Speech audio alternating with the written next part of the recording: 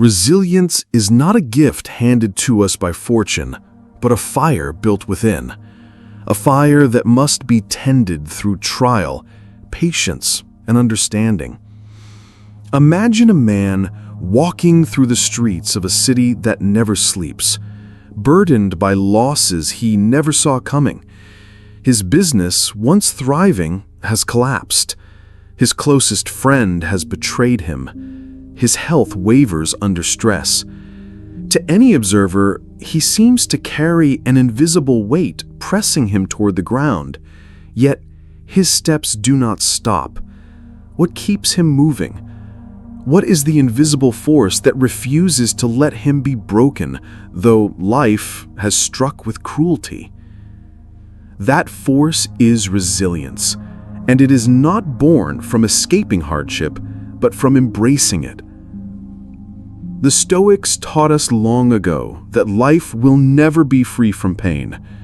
Marcus Aurelius wrote to himself that he must rise each morning expecting to meet the ungrateful, the arrogant, the treacherous, and still not be surprised, for this is human nature. Epictetus reminded us that we are not masters of what happens, only of how we choose to respond. Seneca observed that adversity is the forge in which character is shaped. And all these voices, echoing across centuries, tell us the same truth. Resilience is not resistance to suffering, but transformation through it. Consider a tree in a violent storm. A rigid, brittle tree will snap under the wind's pressure, but one with roots deep in the earth and branches that bend will survive. It does not resist the storm with stubborn pride, but with adaptability. So too must a person learn to endure. Life will strike us with storms, failed relationships, financial ruin, illness, rejection, betrayal. No one escapes. If we believe resilience means never bending, we will break. But if we understand resilience as the ability to bend without losing our roots, to suffer without losing our reason, then we can stand even when the sky itself seems to collapse. Imagine the man again, walking home after the collapse of his business. He enters the small apartment, far different from the grand office he once had. For a moment, despair claws at him. He thinks of all he has lost, all the years of effort, and feels the sting of humiliation. Yet in that moment, he remembers the words of Epictetus, "You may fetter my leg, but not even Zeus himself can overpower my will." What was truly his had not been taken. His character, his reason, his ability to choose, his attitude, these were intact. Slowly, he begins to see his situation differently. He may have lost wealth, but he has gained clarity. He may have lost status, but he has been reminded of what cannot be taken: his integrity, his courage, his mind. Resilience begins here, in the recognition that what is most essential cannot be destroyed by external events. We suffer when we confuse possessions, reputation, or the opinions of others with our true selves. But when we see these as externals, when we place our identity in what lies within, we gain an unshakable strength. Fortune may strip away everything else, but she cannot strip us of the ability to endure with dignity. Yet resilience is not passive. It does not mean waiting in silence for life to improve. It means actively engaging with hardship, turning it into a teacher. The Stoics often compared life to the gymnasium. A wrestler who faces only weak opponents never grows strong. In the same way, a person who faces no hardship never develops resilience. Every obstacle is an invitation to train. The betrayal of a friend is a chance to practice forgiveness and caution. The collapse of wealth is a chance to practice moderation and creativity. Illness is a chance to practice patience and gratitude for what remains. Each hardship, unwelcome though it may be, is an opportunity to shape the soul. Think of a soldier returning from battle, scarred but alive. His scars are not signs of weakness, but of endurance. They tell a story. He was struck, but he did not fall. He was wounded, but he endured. Resilience is like this. It leaves marks, yes, but these marks are signs of a life lived with courage. When we face hardship, we may not emerge unscathed, but we can emerge unbroken. And in time, those scars become reminders of what we are capable of surviving. This is why Marcus Aurelius wrote that the impediment to action advances action. What stands in the way becomes the way.